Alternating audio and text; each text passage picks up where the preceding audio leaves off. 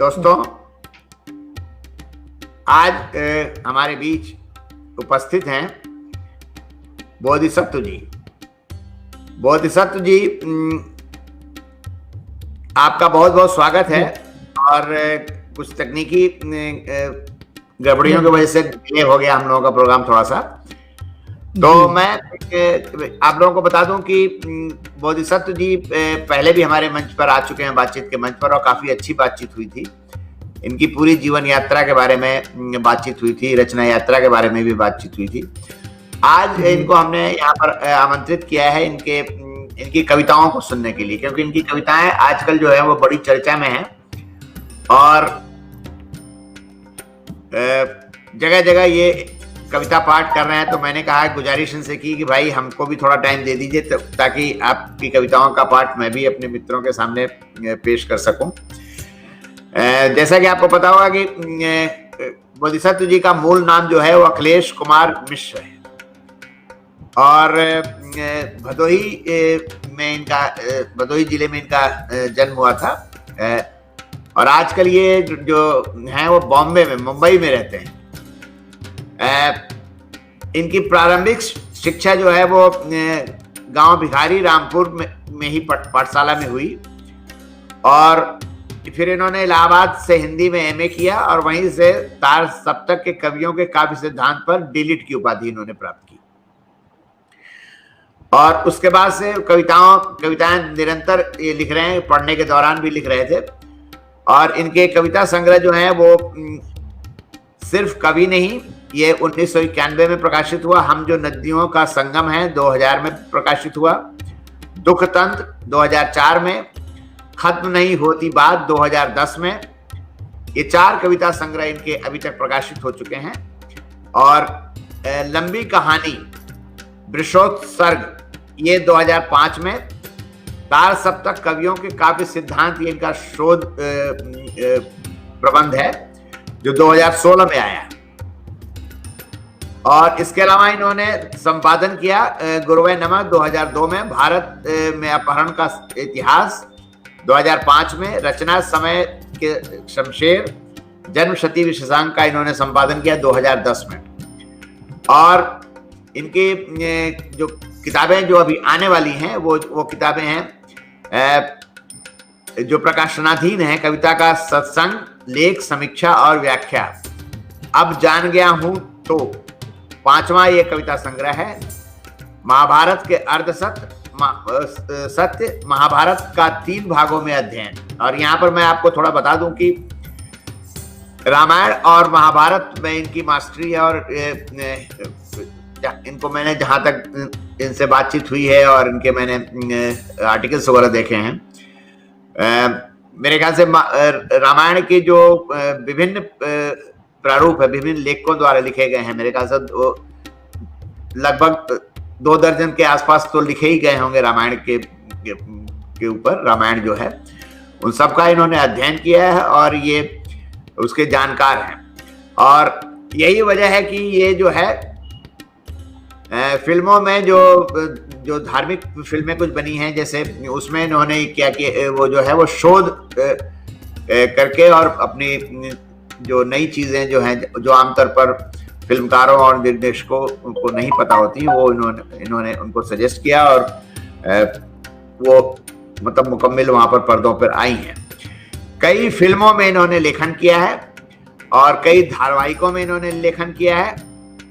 और सबका नाम लेंगे तो बहुत ज्यादा समय निकल जाएगा। इनको सम्मान मिला है कविता के लिए भारत भूषण अग्रवाल सम्मान, ये 1999 में। गिरिजा कुमार माथुर सम्मान 2001 में, संस्कृति सम्मान 2001, हेमंत स्मृति सम्मान 2002, फिराक गोरखपुरी सम्मान 2013 और शमशेर सम्मान 2014 इनको प्राप्त है, जिसे इन्होंने वापस कर दिया। अभी मैं पूछूंगा वापस क्यों कर दिया।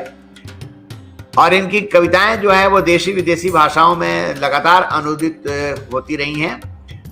कुछ कविताएं मॉस्को विश्वविद्यालय के स्नातक के पाठ्यक्रम में भी शामिल हैं और वहां पढ़ाई जाती हैं। 2 कविताएं गोवा विश्वविद्यालय के स्नातक पाठ्यक्रम में शामिल थीं।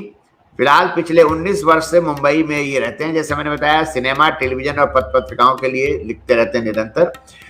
और इनकी एक खासियत और है, इन्होंने जो बताया था पिछली बार जब हम इनसे बातचीत कर रहे थे, तो इन्होंने कहा कि शादी के निमंत्रण से लेकर के और जन्मदिन के निमंत्रण से होते हुए ये शोक संदेश भी लिखते रहते हैं। मतलब उन्होंने उस पर भी लिखा है, यानी कि फुल टाइमर जो है वो जो है ये फ्रीलांसर है, मतलब फ्रीलांसर फुल टाइमर है।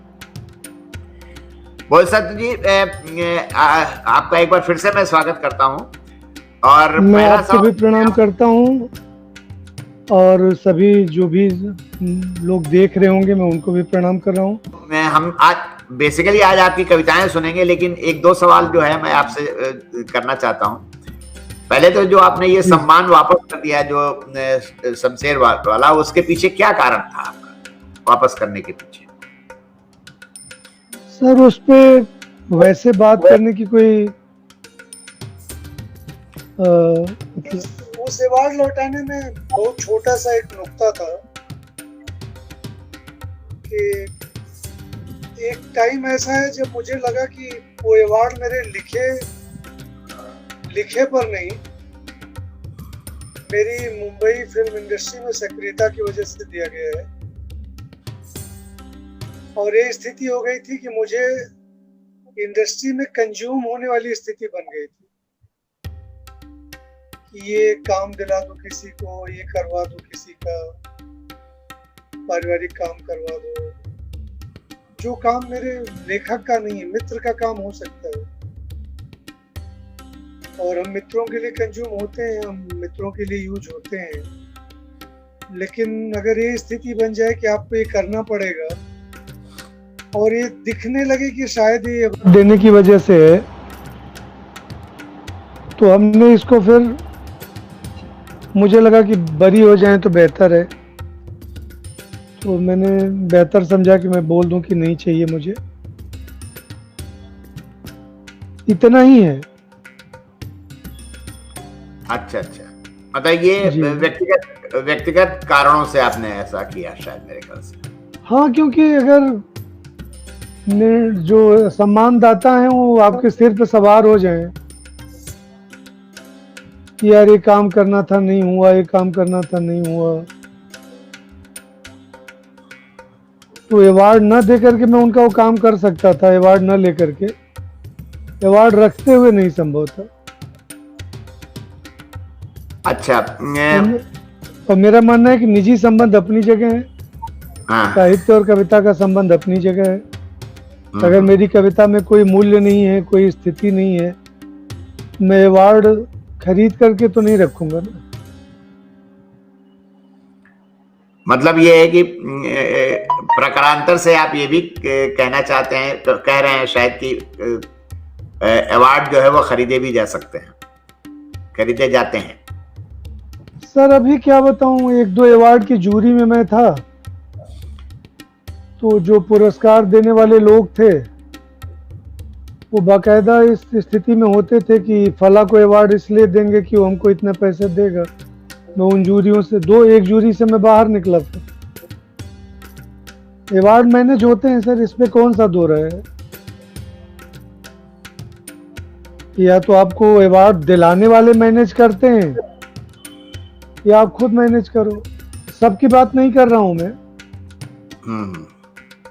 कई बार ये होता है कि आपको कोई फोन आता है कि जूरी में फला जी हैं, उनसे बात कर लीजिए आप, या 5 लोग जूरी में हैं तो एक कोई आप पे नाराज चल रहा है, तो ऐसा मैसेज पास किया जाता है कि यार उनसे बात कर लो, वो तुम्हारे नाम का विरोध क्यों कर रहे हैं। अब आप उसमें लगते हैं तो आप उनको खुश करो, आप उनको प्रसन्न करो, आप अवार्ड पाओ। और एक टाइम में जब आप किसी भी भाषा में हो तो आपको ये पता रहता है कि कहाँ पे क्या चल रहा है, कैसे चल रहा है, किसको क्या मिल रहा है। जितने भी सम्मान आप सुनते हैं जी, सबकी बात नहीं कर रहा हूं मैं। हाँ, लेकिन मैं ये देख रहा हूँ कि लगातार मैं कई सालों से आपको देख रहा हूँ कि आप निरंतर लिखते रहते हैं, निरंतर लिखते रहते हैं, और समसामयिक घटनाओं पर भी आपकी मतलब जो है वो पकड़ बहुत अच्छी रहती है। तो इसी सिलसिले में एक दो सवाल और आपसे करके मैं कविता के लिए अनुरोध करूंगा आपसे।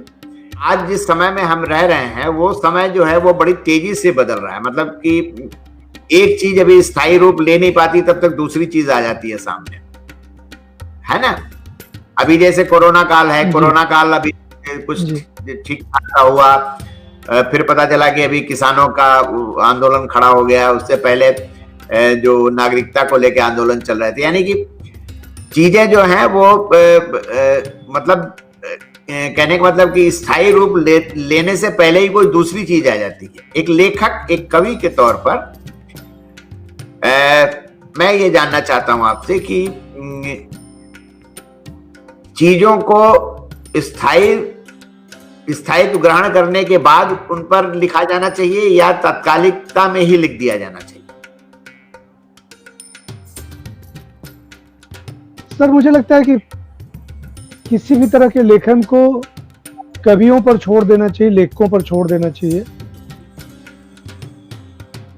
एक उदाहरण के लिए कि अगर हम पुराने साहित्य को देखें तो महाभारत तो घटना प्रधान काव्य है, वो तो दुर्घटना पर लिखा गया है, और व्यास जी उस बैटलफील्ड में, उस युद्ध क्षेत्र में लगातार उपस्थित रहे। उन्होंने थोड़ा आगे पीछे लिखा होगा, लेकिन दुर्घटना प्रधान, घटना प्रधान साहित्य है वो। यानी वो शुद्ध साहित्य नहीं है, शुद्ध साहित्य नहीं है वो। जैसे मेघदूत है या ऋतु संहार है या दूसरी और चीजें हैं। अगर हम कालिदास को देखें तो शकुंतला जो है वो आख्यान पे आधारित है, लेकिन रामायण तो घटना प्रधान है। एक कहानी घटित हुई, राम को वनवास हुआ, राम जंगल गए, वहां से सीता का हरण हुआ, रावण से युद्ध हुआ, वापसी हुई। तो इसको प्रतिबंधित करना, इसको घेरना, इसको रोकने की कोशिश करना, मेरा मानना है कि एक खास तरह का सामाजिक प्रतिबंध है।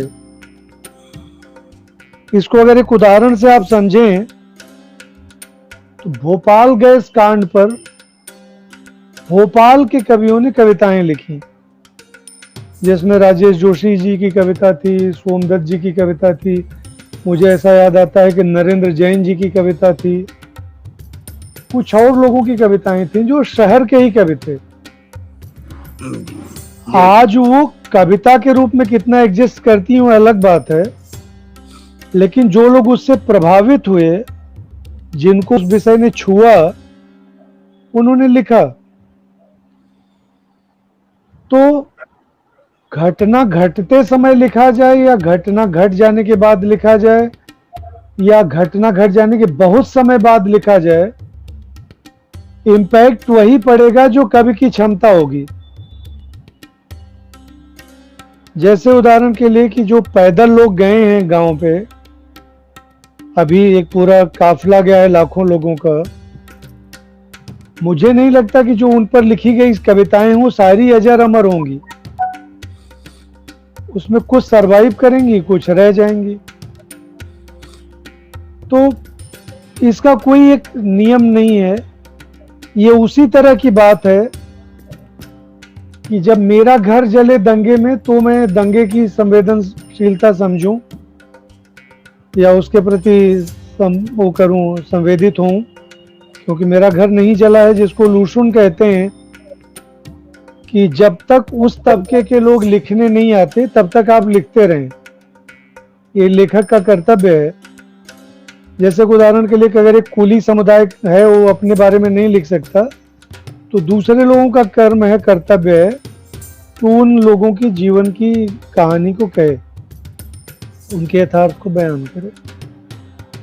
तो अभी किसान आंदोलन अगर चल रहा है, कोई अच्छा गीतकार हो तो लिख सकता है, कोई कवि हो तो लिख सकता है।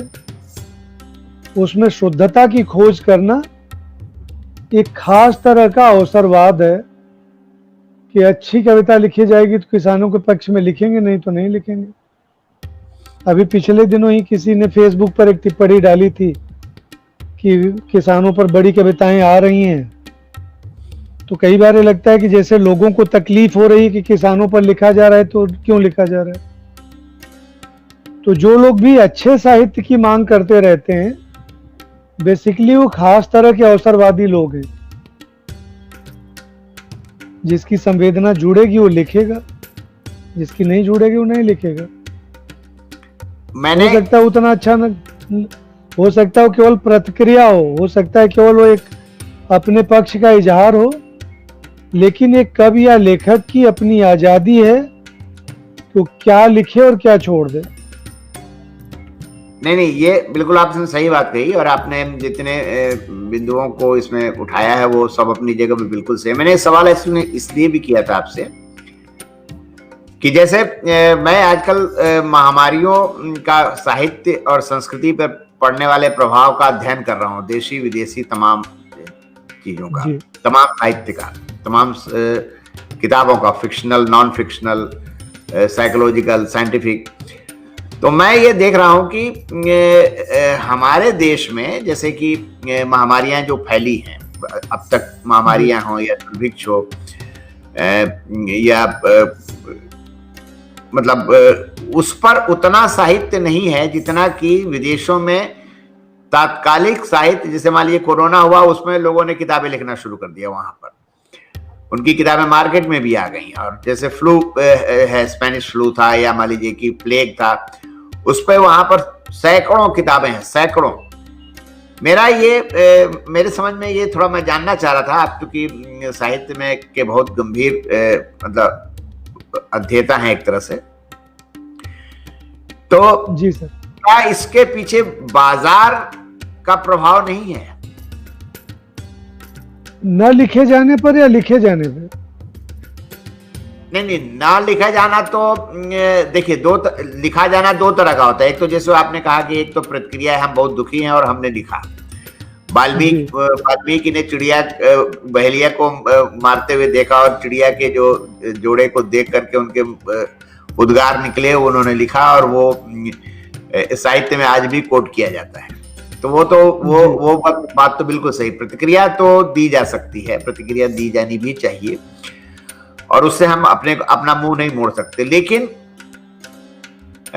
जब बात साहित्य की और किताबों की आती है, और किताबें जो है वो प्रकाशन की बात आती है, तो ये सवाल थोड़ा सा, आप देखिए जैसे कि स्पेनिश फ्लू फैला, निराला जी का जो है वो परिवार, उसमें उनकी पत्नी का देहांत हुआ और भी उनके परिवार के लोग गए, लेकिन एक मुकम्मल उपन्यास उन्होंने जिक्र किया है स्पेनिश फ्लू का, और वो लाशों का भी उन्होंने जिक्र किया है कि किस तरह से नदियों में लाशें पटी पड़ी थी।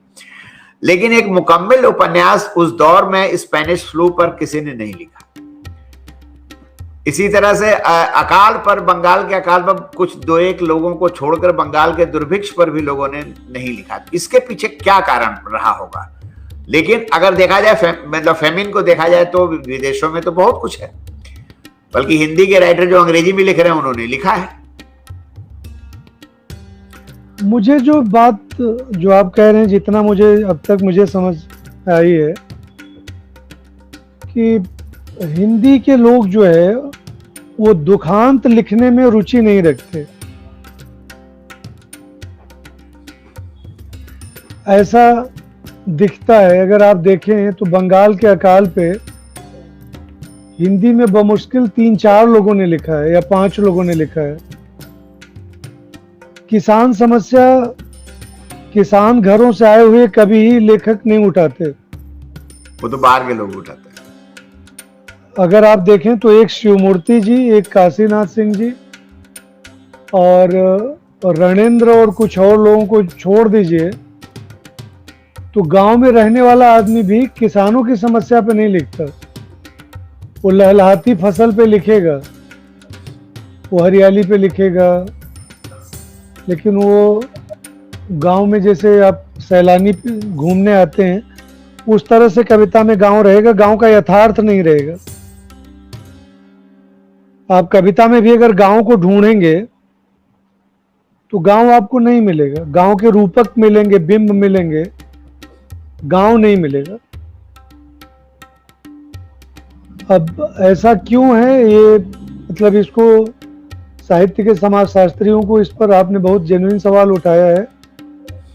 अगर 36 से लेकर आप तक अब यहाँ तक ढूंढिए तो पूस की रात और गोदान जैसी किसान केंद्रित कहानियों के कुछ ही संचय बन पाएंगे। इसी तरह एक दो और त्रासदियों की तरफ मैं आपका ध्यान दिला दूं। विभाजन पर नॉर्थ इंडिया और उत्तर भारत के हिंदी लेखकों ने कुछ नहीं लिखा है लगभग, यानी उनके लिए समस्या बड़ी नहीं रही है। जबकि पंजाबी में लिखा गया, बंगाली में लिखा गया, अंग्रेजी में भी लिखा गया। हाँ, अंग्रेजी में भी लिखा गया है। पंजाब से जुड़े हुए भीष्म साहनी जी ने लिखा है हिंदी में अकेला, तमस भी लिखा, और अमृतसर आ गया जैसी कहानी है, कुछ और भी कहानियां हैं। लेकिन सीधे विभाजन पर चमन नाहल की किताब है आज़ादी, पूर्व पश्चिम है, बंगाली में, बांग्ला भाषा में किताब। लेकिन अगर आप देखेंगे तो कंटेंट का बहुत अभाव है, कोई उपयोग नहीं है। झूठा सच जैसी कुछ किताबें हैं जो थोड़ा बहुत पेरिफेरी और उस तरह से कैंप और उनकी कहानियां कहती हैं। तो ये समस्या है। जितनी गहराई से अब्दुल्ला हुसैन ने उदास नस्लें लिखी है, उस गहराई की किताबें आपको नहीं मिलेंगी। तो ये समस्या है जो मैंने पहले ही बोला, संप्रेषित होना, उससे जुड़ना और उसको लिखना। यहाँ तक कि प्रवासियों पर लिखी जा रही कविताओं पर कुछ लोगों ने बोल दिया करे बहुत लिखा जा रहा है। तो एक खास तरह का फैशन है, विरोध का भी एक फैशन है, लिखे जाने का भी एक फैशन है बिना गहराई से जुड़े। जैसे मैंने एक बार किसी अपने मित्र से पूछा कि जितने लाख लोग गए हैं उनमें से किसी के पास भी प्रवासी पैदल जाने वालों वाली कविताएं पहुंची क्या? कोई हमारे पास आंकड़ा नहीं है कि हमारी कविताएं उनके द्वारा, एक भी कविता एक भी आदमी द्वारा पढ़ी गई हो।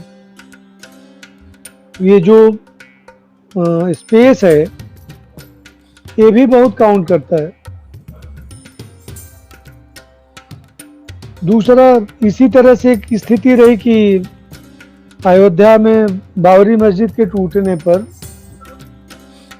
अच्छी कविताएं बहुत नहीं हैं, अपने अपने खेमों की कविताएं हैं। जब भी अयोध्या की बात आएगी तो लोग अपने फेवरेट कवियों का नाम लेके बैठते हैं, लेकिन अच्छी कविताएं नहीं हैं। अगर मैं गुजरात के नरसंहार की बात करूं और गोधरा के कांड से लेकर के आगे तक मैं जाता हूं, तो निरंजन श्रोत्री की कविता जुगलबंदी, उसको अक्सर लोग कोट करने से बचते हैं और उनसे इंफीरियर कविताओं को आगे रखते हैं, जबकि वो जबरदस्त कविता है, जबरदस्त कविता है वो। तो इसीलिए हिंदी में एक समस्या ये भी है कि अच्छा साहित्य आएगा तो उस पर लोग बहुत समय तक चुप रहते हैं, धक्का लगता है उनको, किसने कैसे लिखा है। तो ये समस्या है। अगर आप देखेंगे बेरोजगारों पर अच्छी किताब, बेरोजगारी पर अच्छी किताब नहीं मिलेगी आपको, लेकिन आप दूसरी जो फैशन वाली चीजें उस पर आपको मिल जाएंगी। लेकिन एक समस्या है भी कि हिंदी में प्रेम पर भी अच्छा उपन्यास नहीं है। हिंदी में प्रेम कविताएं अगर आपको चुननी हो तो बहुत प्रेम कविताएं नहीं है। मैं के तरीके में लिखी गई बहुत कविताएं हैं, थोक के भाव में है। मैं तुम्हें चाहता हूँ, मैं तुम्हारा इंतजार करता हूँ, मैं तुम्हारे कुछ लेके आता हूँ, इस तरह की कविताएं भरी हुई हैं। जैसे आप पानी पर तेल डाल दें तो चमकता हुआ तैरता रहता है, ऐसा लगता है कि बहुत अच्छा है। बहुत सारी कविताएं, बहुत सारे कवि बिना संवेदनशीलता के लिखते रहते हैं। इसीलिए हिंदी के न पाठक हैं, न हिंदी के चाहने वाले हैं, और न हिंदी की कोई अपना कोई बाजार है। 5-7 प्रकाशक ऐसे हैं जो इसी में खेलते रहते हैं। अच्छा, मेरा वीडियो मेरी तरफ रुका हुआ है अरविंद भाई? नहीं, चल रहा है। हाँ, तो मेरी तरफ रुका हुआ है। हाँ, वो नेट की वजह से आपको दिखाई नहीं पड़ा, लेकिन चल रहा है वैसे। हाँ जी जी, तो ये समस्या है सर। और जो आज लिखा भी जा रहा है, इसका कब मूल्यांकन होगा, कैसे होगा, किस तरह होगा? क्या वो प्रासंगिक लेखन माना जाएगा या एक तरह से डॉक्यूमेंटेशन होके रह जाएगा? हिंदी के एक बहुत बड़े संपादक थे इलाहाबाद के, वो कहते थे कि कई बार इसलिए भी लिख देना चाहिए कि कभी जब इन चीजों पर लेखकों के पक्ष की खोज होगी तो ये चीजें मिलेंगी। और कुछ लोगों को मैं जानता हूं जिसको इन्होंने गांठ बांध लिया कि ऐसा कर दो। मुंबई में फायरिंग हुई 10 कविताएं, केदारनाथ में, उत्तराखंड में वो प्रलय हुआ 100 कविताएं। तो ये चलेगा, इससे इनकार नहीं करना चाहिए। आने दीजिए, जो बचेगा सो बचेगा, नहीं बचेगा तो नहीं बचेगा। मैं बहुत साफ साफ मेरी धारणा है कि किसी को भी उसके कंटेंट को चुनने का उसका ही अधिकार है। वो जो चाहे सो लिखे, वो गाली लिखे, वो आशीर्वाद लिखे, वो दूसरों की कविताएं उसको बचाते हुए लिखे, उसका अपना अधिकार है। जैसे चाहे वैसे लिखे, लेखक पर किसी तरह का प्रतिबंध नहीं होना चाहिए। नहीं, ठीक, ये बात तो सही है, लेखक पर प्रतिबंध नहीं होना चाहिए, लेकिन जब वो रचना बाहर आ जाती है तो वो पब्लिक डोमेन में आ जाती है तो लेखक के हाथ से वो निकल जाती है, क्योंकि वो लोग तो फिर अपने ढंग से मूल्यांकन करेंगे ना, उसको अपने ढंग से ग्रहण करेंगे कि हमें स्वीकार करना है, नहीं स्वीकार करना है जी, है ना। क्योंकि बड़ी एक छोटी सी बात बताऊं। हाँ, आखिर क्या वजह होगी कि पूरे मध्यकालीन कवियों में 5 नाम के बाद 6वें नाम पर दिक्कत होने लगती है? कबीर, सूर, तुलसी, मीरा, जायसी और रसखान और रहीम और घनानंद और बिहारी और बोधा। इसके बाद अब जो नाम आएंगे वो अनजान होंगे। ऐसा क्यों है? समय ने फिल्टर किया है ना। अष्ट छाप में जो 8 कवि हैं, किसी से पूछे वो 8 कौन है? कहाँ गए परमानंद दास और शीत स्वामी और जितने लोग हैं? थे तो बड़े सेलेक्टिव चुने हुए लोग थे, सब उस समय के सबसे महत्वपूर्ण लोग थे। 84 वैष्णवन की वार्ता में कितने लोगों के नाम आपको पता है? तो ये रहेगा, समय अपना फिल्टर करेगा। हम समय की इतनी चिंता क्यों करें? उदाहरण के लिए तार सप्तक जो निकले हैं 7 चौके 28 कवि, उसमें से 5-6 भी अगर बचे रह गए हैं अब तक तो बहुत बड़ी बात है ना। पहले सप्तक में प्रभाकर माचुए का कोई नाम नहीं लेता है, रामविलास शर्मा जी की एज कभी कोई पहचान नहीं है, अभी 2 हो गए। इसी तरह बाकी वाले में भी 5 में मुक्तिबोध और गे जी, नेमीचंद जैन जी की भी कवि के रूप में उतनी मान्यता नहीं है। उनकी पहचान रंग समीक्षक और रंग चिंतक के रूप में अधिक हुई, और नाटकों के एक्सपर्ट के रूप में और कलाओं के समीक्षक के रूप में अधिक जाने गए। तो जो प्रस्थान है, जरूरी नहीं कि उसको उसी तरह से इतिहास ग्रहण करे। अपने समय के बड़े बहुत पॉपुलर लोग कहाँ चले जाते हैं? तो समय फिल्टर करेगा सर, एकदम उसकी कोई परवाह कितनी करेंगे यार। तो आप दूसरे सप्तक से भी ऐसे जोड़ लीजिए, तीसरे से भी जोड़ लीजिए। शकुंत माथुर एक समय में सप्तकों की महत्वपूर्ण कवित्री थी, कहाँ है? कौन नाम लेता है? कीर्ति चौधरी जी का नाम एक समय बहुत अच्छा था, कहाँ है? क्या चल रहा है कविता में? जीवन में, संसार में तो नहीं है तो नहीं है। इसके अलावा आप चौथे सप्तक में आप नंदकिशोर आचार्य जी को छोड़ दीजिए, तो बाकी 6 जो है हम जानते हैं क्योंकि हमारा काम है। अवधेश कुमार, राजकुमार कुंभज, सब कहाँ हैं, श्री राम वर्मा। तो समय का एक फिल्टर है सर, वघेल जी संपादित कर दें या नामोर जी संपादित कर दें या केदारनाथ सिंह ने किसी को अवार्ड दिया हो या किसी को कुछ भी सम्मान मिला हो। मैं आपसे ऐसे पूछ रहा हूँ 65 में किसको साहित्य अकेडमी मिली थी? हमको पता होता है? नहीं पता है। लेकिन मैं पूछ रहा हूँ 62 में किसको मिली है? कुछ अंदाजा नहीं होता, रचनाएं बसती हैं।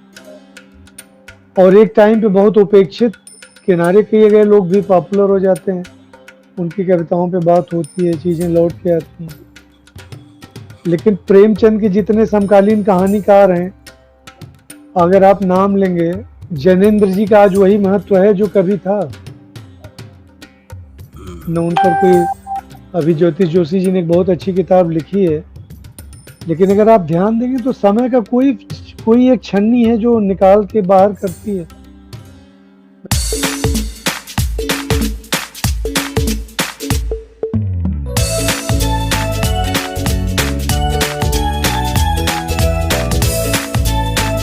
मैं कुछ बड़े आईएएस अधिकारियों का नाम नहीं लेना चाहूंगा।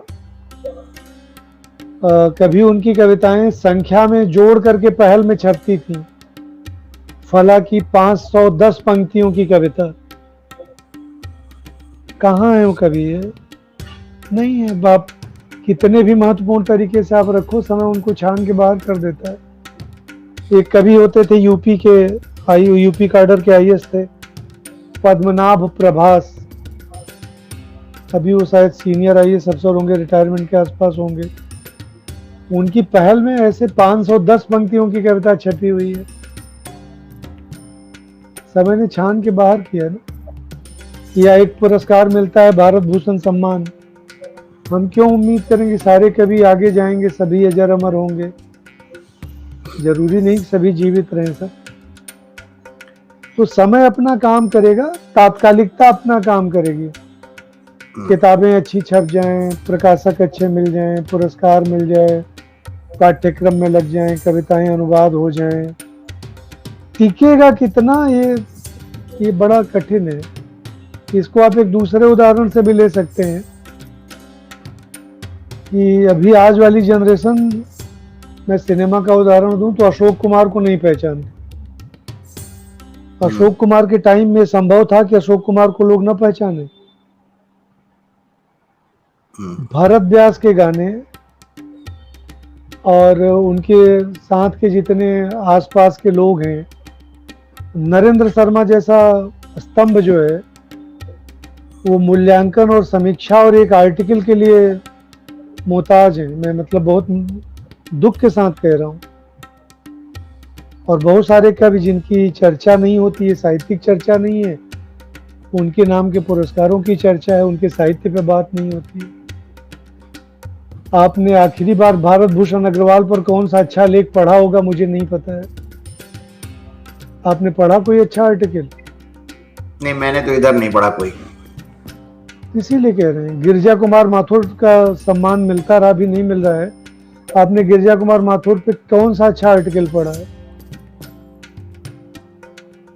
केदारनाथ अग्रवाल के सम्मान की चर्चा होती है, उनके साहित्य पे मैं 5-6 लोगों को जानता हूं जो काम करते हैं, नहीं तो कोई नहीं करता। ऐसे कितने ही नाम हैं। कुछ कवि हैं जो इस बात को पार कर पाते हैं, जैसे मुक्तिबोध जी हैं, शमशेर जी हैं, नागार्जुन हैं। त्रिलोचन पे बहुत कम चर्चा होती है इन दिनों, आपको कोई अच्छा आर्टिकल नहीं मिलेगा। एक समय ये 4 जो है वो चतुरानंद थे। कभी हम लोग इलाहाबाद में एक कार्यक्रम करना चाहते थे चतुरानंद नाम से, जिसमें शमशेर, नागार्जुन, त्रिलोचन और केदारनाथ अग्रवाल को लेके एक कार्यक्रम बनाया था हम लोगों ने, हुआ नहीं हो। तो जो चतुरानंद हैं, जो इस तरह के लोग हैं। अब मदन वात्स्यायन दूसरे सप्तक में शामिल हैं, मेरे ख्याल से नहीं, तीसरे में कंफ्यूज हो रहा हूँ। कहाँ है आज वो? तो एकदम ये मेरा ही मानना है कि कवियों को, लेखकों को इस तरफ ध्यान ही नहीं देना है कि उनके साथ क्या हो रहा है, वो अपना काम करें। इसके मूल्यांकन का एक और आधार आपको बता रहा हूं सर, ये केवल तरीका है। आज से 30-40 साल पहले की किसी पत्रिका का कोई अंक उठा लीजिए, आप सरस्वती के पुराने अंक देख लीजिए, कई अंकों में एक ही आदमी लगातार छप रहा है, लेकिन आज वो कहीं नहीं है, चर्चा में नहीं है। तो कोई वजह रही होगी कि एक समय दुलारे लाल की दोहावली जो सबसे पॉपुलर किताब थी, वो अपने गंगा पुस्तक माला के साथ मुखिया भी थे, लेकिन दुलारे दोहावली लास्ट किसने चर्चा की है मुझे नहीं ध्यान है। किसी लेखक के घर में हो तो हो, जैसे मेरे पास है, लेकिन कहाँ है दुलारे लाल? तो सर ये समय की इतनी बलिहारी है ना। आपको और रोचक बात बताऊं, राजेंद्र यादव की कोई चर्चा मुझे नहीं मिलती है। राजेंद्र यादव के उपन्यासों पर, राजेंद्र यादव की कहानियों पर कोई गंभीर चिंतन परक लेख आपको नहीं दिखेगा। जब तक वो जीवित थे उन पर चर्चा थी, जब तक वो हंस में लोगों को छापते रहे उनकी चर्चा रही। धर्मवीर भारती पर साल में 1-2 दिन चर्चा होती है, और थोड़ा बहुत अंधा युग और 1-2 कृतियों के अलावा बंबई में थोड़ी चर्चा होती है। नहीं तो आप सिद्ध साहित्य पर कौन बात करता, उनकी आलोचना पे कौन बात करता।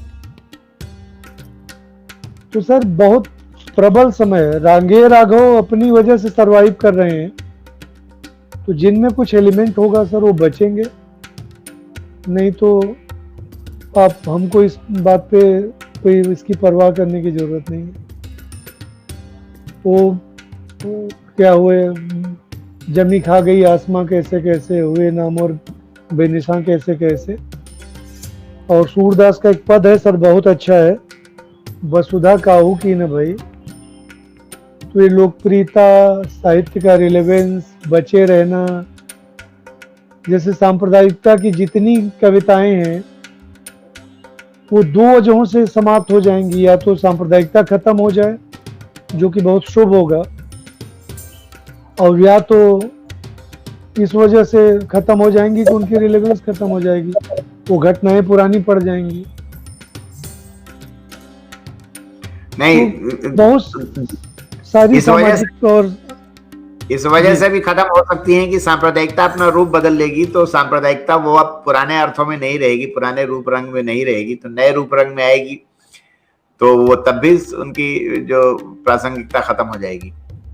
सर बिल्कुल हो जाएगी। उदाहरण के लिए कि जो आर्थिक शोषण इस समय चल रहा है वर्कर का, कवियों की लिस्ट से वो गायब है। जिनको 15 या 20 हजार रुपए फरवरी 2019 तक मिल रहे थे, अरे फरवरी 2020 तक, अभी उन बहुत सारे उत्तर भारतीय लोग बंबई में आ गए हैं फिर से, और वो 10-12 हजार रुपए, 10 हजार पे काम कर रहे हैं। उनके एक्सप्लॉयटेशन पर किसी की निगाह नहीं है। तो कविता ने अपना यथार्थ भी छोड़ा है, कहानी ने भी अपना यथार्थ छोड़ा है। कुछ पता नहीं लोग कैसे अपने कंटेंट का चयन करते हैं, क्या करते हैं। चमकती हुई सूक्तियों में कविताएं होती हैं, और कविताएं उद्धरण के लिए ऐसा लगता है कि लिखी जा रही हैं।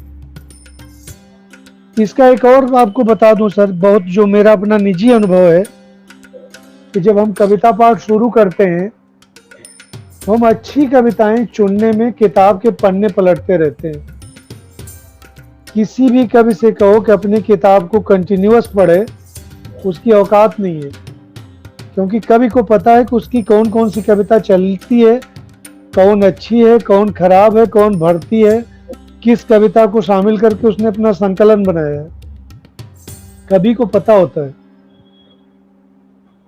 तो जब हम देखते हैं कि आप किसी भी कवि का नाम लीजिए, 5 कविता 7 कविता अगर उसके नाम से आपको याद आती है, तो महत्वपूर्ण लेखन वही है, नहीं तो फिर वो समय बिताने के लिए काम जैसा है। तो ये, और दूसरा, चर्चा के पीछे एक बहुत बड़ा काकस होता है संगठनात्मक गुटबंदियां हैं, लोग समझते हैं, और क्षेत्रीय और राज्यवार बंटवारा है हिंदी में। एक खास राज्य, एक खास जनपद का होगा तो उसकी चर्चा में पोस्ट, व्यवहारिकता में पोस्ट, ये सब चलता रहेगा। उस पर अलग से चर्चाएं होंगी, उस पर बात होगी। ये सारी चीजें भी समसामयिक हैं, उस आदमी के पावर में रहते, उस आदमी के चर्चा में रहते होगा। तो असली जो आकलन है सर, वो किसी भी लेखक के दिवंगत होने के 10-20 साल बाद होगा, जब उसके कंटेम्परेरी भी नहीं रहेंगे। और इस पर एक सर मेरा एक बड़ा निजी अनुभव है, बहुत रोचक अनुभव है। मेरे एक मित्र हैं, इग्नू में प्रोफेसर हैं, नाम नहीं लूँगा, अच्छा नहीं लगेगा। एक बार उन्होंने मुझे शिमला से फ़ोन किया कि किसी पर मुझे पोस्ट डॉक्टरल रिसर्च करनी है, नाम बताओ। तो मैंने मीरा का नाम लिया और उनको बताया कि मीरा को इस संदर्भ में देखो, मीरा और उनके समकालीन राजस्थान की स्त्रियां, और मीरा की जो राजघराने की बाउंड्री है, वो उस समय के एक सबसे बड़े राज्य की बहू है। तो एक बहू की जो बगावत है वो कविता में कैसे परिलक्षित होती है। तो मेरे दोस्त ने कहा कि तुम्हारा सुझाव बहुत अच्छा है, लेकिन मीरा क्या मेरी नौकरी लगवाने में मेरी मदद करेंगी? और हंसने वाली बात है सर। और फिर उस मेरे मित्र ने मेरे एक परिचित अधिकारी कवि पर काम किया और वो पढ़ा रहे हैं इग्नू में। तो सर साहित्य जो है, हम जितना देखते हैं उसके पर्दे में बहुत कुछ है और वो रहेगा। हमको अगर उसकी चिंता लग जाती है तो बुरी बात है। वो रहेगा, वो हमारा कंटेंट नहीं है। जिसको हॉबनॉबिंग करनी होगी, जिसको पेज पैतरे करने होंगे, वो करेगा सर। वो सम्मान के लिए करेगा, छपने के लिए करेगा, विशेषांकों में छपने के लिए करेगा, सिलेबस में लगने के लिए करेगा। और एक और हमारे परिचित कवि हैं, उनका नाम नहीं लूँगा। एक बार उनसे भोपाल में भेंट हुई तो उन्होंने बोला कविता तो वही बचेगी जो सिलेबस में रहेगी, और वही कवि बचेगा। तो ये भी एक दृष्टि है। अब यानी इस आधार पर मेरा मूल काम ये है कि मैं हेड ऑफ द डिपार्टमेंट्स और सिलेबस बनाने वाले लोग और कमेटी को लोग, उनको मैं पटाने में लगूं और कविता सिलेबस में लगवाऊं कि जो कविता पाठ्यक्रम में रहेगी वो बचेगी।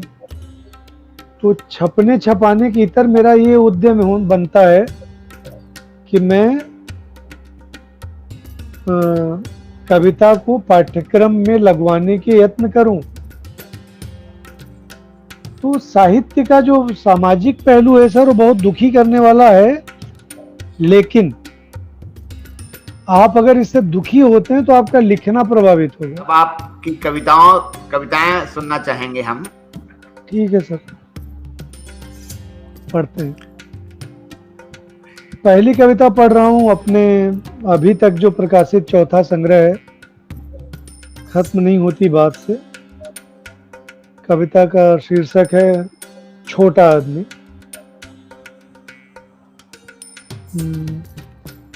छोटी छोटी बातों पर नाराज हो जाता हूँ, भूल नहीं पाता हूँ कोई उधार, जोड़ता रहता हूँ पाई पाई का हिसाब। छोटा आदमी हूँ, बड़ी बातें कैसे करूँ।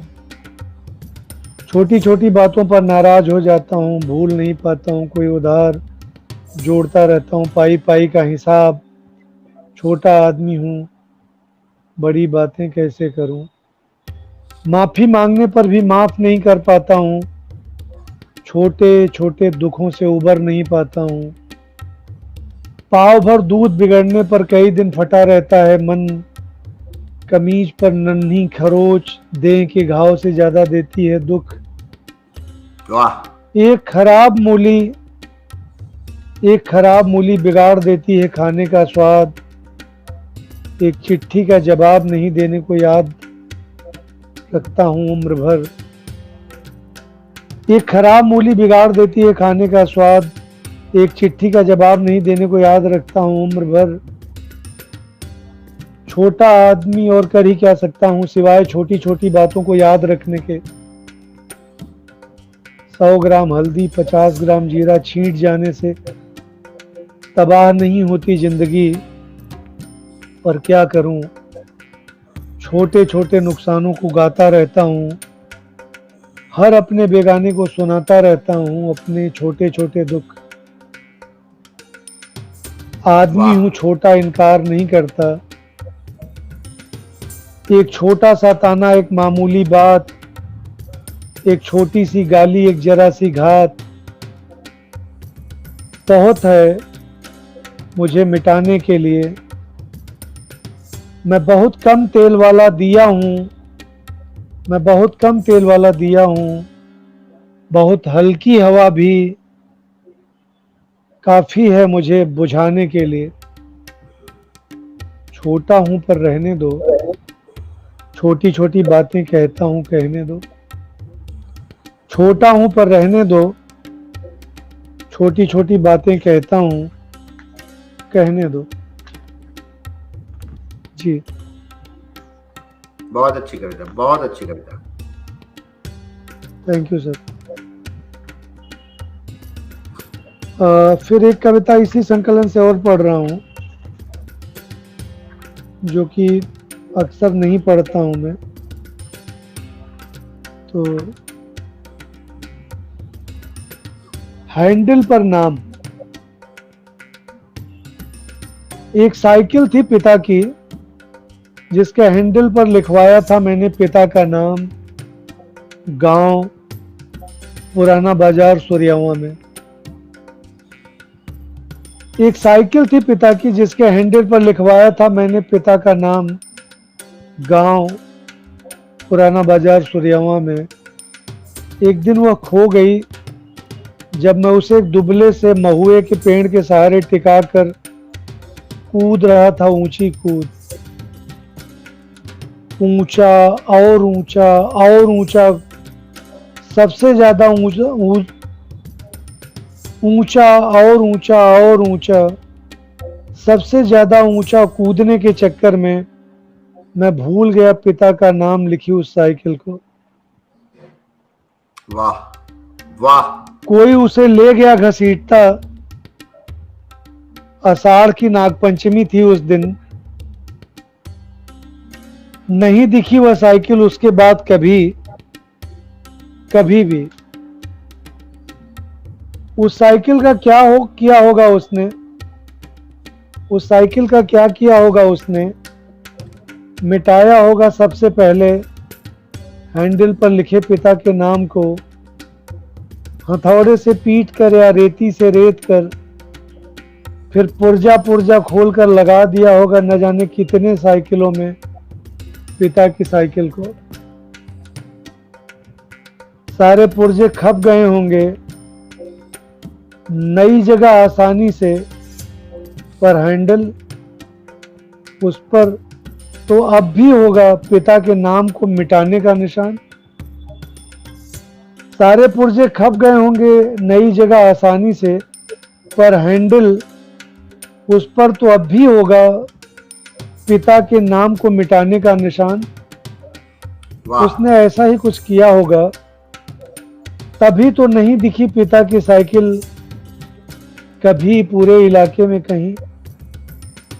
आज भी जब किसी साइकिल के हैंडल पर दिखता है नाम मिटाने का निशान, वहां झलकता है पिता का नाम, गांव मुझे मिटा हुआ भीतर से कुछ कुछ झांकता हुआ। आज भी जब किसी साइकिल के हैंडल पर दिखता है नाम मिटाने का निशान, वहां झलकता है पिता का नाम, गांव मुझे मिटा हुआ कुछ कुछ भीतर से झांकता हुआ कुछ कुछ।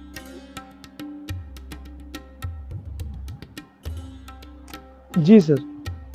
बढ़िया, बहुत अच्छी कविता है, बहुत अच्छी कविता है। अगली कविता पढ़ते हैं सर। हाँ हाँ। अंधेरा चाहिए।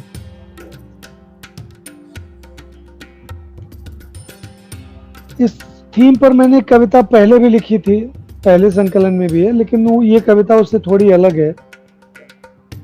मुझे थोड़ा सा अंधेरा चाहिए, उतना अंधेरा जितना कोख में था मेरी माँ की कोख में, जिसमें रहा मैं 8 महीने 22 दिन।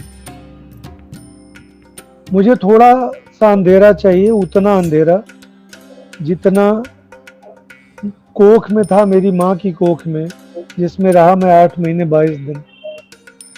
उतना अंधेरा चाहिए मुझे, इतने से कम में काम नहीं चलेगा मेरा। उतना अंधेरा चाहिए जितना सीढ़ियों के नीचे छुपम छुपाई के लिए काफ़ी होता है। उतना अंधेरा चाहिए मुझे जितना सुहाग रात में बैठी दुल्हन के घूंघट में होता है। मुझे थोड़ा अंधेरा चाहिए, उतना जितने में रात होती रहे, दिए जलें, तारे टिमटिमाएं, चांद उगे, जुगनू उड़े, सूरज उगे तो पता चले करे अंधेरा था अभी तक। मुझे सचमुच अंधेरा चाहिए, जहां मैं छुप कर मिल सकूं, चूम सकूं, खेल सकूं मनचाहा खेल। मुझे अंधेरा चाहिए ही चाहिए, क्योंकि मैं जान गया हूं कि इसके बिना काम नहीं चलेगा मेरा। मुझे अंधेरा चाहिए ही चाहिए, क्योंकि मैं जान गया हूं इसके बिना काम नहीं चलेगा मेरा। इस संकलन से सर एक अंतिम कविता पढ़ता हूं, और ये कविता है लाल भात। धीरे धीरे उठान हुआ लाल भात का, पहले थाली से, फिर रसोई से, फिर अदहन से, फिर कोठिला से जहां रखे जाते थे वे, फिर खेत से, दूल्हनों नौब्याताओं की कोंच से भी उठान हुआ उनका। उस न महकने वाले काले से चावल की, उस खुरदरे अन्न की जगह आए धीरे धीरे महकने वाले सफेद भुरभुरे चावल। लाल भात पर आरोप लगा न महकने का, न भर भर होने का, बहुत मार छोड़ने का, देर में पकने का। लाल भात पर आरोप लगा न महकने का, न भर भर होने का, बहुत मार छोड़ने का, देर में पकने का। उसकी बेहन तक डालनी बंद हो गई। फिर खेतों में रोपे गए उजले चावल देने वाले धान। कौर उठाते समय क्या तुम्हें याद आती है लाल भात की? जब सफेद भुरभुरे चावल गूंथते हो तुम, तो तुम्हें लाल भात याद आता है? क्या सचमुच उसमें कोई महक नहीं थी? तो फिर हम कैसे जान लेते थे दरवाजे के बाहर से ही कि रीन दिया है रसोई में मां ने लाल भात?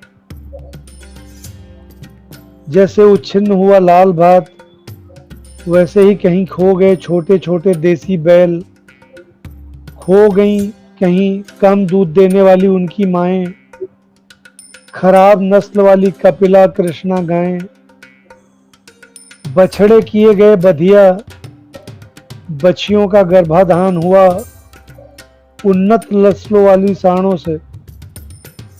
बछड़े किए गए बधिया,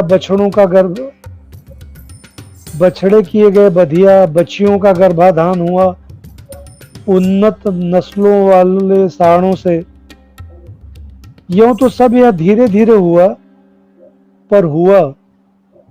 देसी भैंस, देसी कुत्ते, देसी अन्न, देसी गाय, सबको कम गुणी कहकर खत्म किया गया या किया जा रहा है। जो बचे हैं देसी, उन्हें खत्म होना है। जैसे लाल भात गया थाली से, अदहन से, कोठिला से, खेत से, नौब्याताओं के दुल्हनों के कोंच से भी। सर अब अगले संकलन से 1-2 कविताएं और पढ़ता हूँ। ठीक है। हाँ, आपकी कविताओं में मर्म बहुत है और इसका जो विस्तार मतलब बहुत कैनवस बहुत बड़ा है। ये एक नई दुनिया के हमारी छोड़ी हुई दुनिया में हमको ले जाता है, जो हमारी दुनिया हमसे छूट गई है उसमें ले जाता है। लाल बात जब आप कविता पढ़ रहे थे मुझे याद आया आप कि कह रहे हैं सर तो अच्छा लग रहा है, पता नहीं उधर टिप्पणियां कुछ आ रही हैं, लोग सुन रहे हैं, कौन है उधर? नहीं, वो पिता कविता की तो बड़ी तारीफ हुई है आपकी, और भी लोग कह रहे हैं, अभी देख लीजिए। सर एक कविता और भी पढ़ रहा हूँ। हाँ, जो बिलाप से विचलित होता है, ये दूसरे संकलन की किताब है, कविता है हम जो नदियों का संगम है, उसकी एक कविता है। यहाँ से बहुत दूर रो रहा है कोई, मैं सुन नहीं पा रहा हूँ ठीक ठीक कि क्यों रो रहा है कोई। वो कौन सी जगह है जहाँ रो रहा है कोई, उधर किसकी बस्ती है, उधर अयोध्या तो नहीं, उधर गुजरात तो नहीं, उधर सोमालिया तो नहीं, उधर किसी का घर तो नहीं। वाह। तुम्हारे लोकतंत्र में वह कितने हास्यास्पद तरीके से बिलख रहा है सचमुच, कितनी निर्भीकता से कोई अपना दुखड़ा रो सकता है तुम्हारे आंगन में। तुम समझदार हो, समझा सकते हो उसे कि रोटियों के लिए रोना, तुम समझदार हो उसे समझा सकते हो कि रोटियों के लिए रोना कितनी ऊंची हरकत है, जबकि अन्नागार भरे हैं उसी की मेहनत से। भाषा के लिए रोना, भूमि के लिए रोना, किसी कवि की हत्या पर रोना, समझ आया करना है। आजादी के लिए रोने से बेहतर है सुविधा भरे, आजादी के लिए रोने से बेहतर है सुविधा भरे तहखानों के लिए रोना। तुम कह सकते हो उससे कि कायर रोते हैं, कवि रोते हैं, जिनके मन में बहुत धुंध और अंधेरा होता है, जो बादलों की तरह उदास और बेघर होते हैं, दूसरों के दुखों में वे रोते हैं। तुम समझा सकते हो उसे कि दुनिया झड़ चुके बालों की तरह है और प्रेम राख की तरह होता है, कम से कम ओस की तरह तो नहीं ही होता। सिर्फ तुम ही कह सकते हो उससे कि जो घर, जो लोग जल रहे हैं, वे जलने के लिए ही बनाए गए हैं दरअसल। तुम अपने स्खलित होते ऐश्वर्य के साथ कह सकते हो उससे कि जो बिलाप से विचलित होता है वह विजेता नहीं होता कभी भी।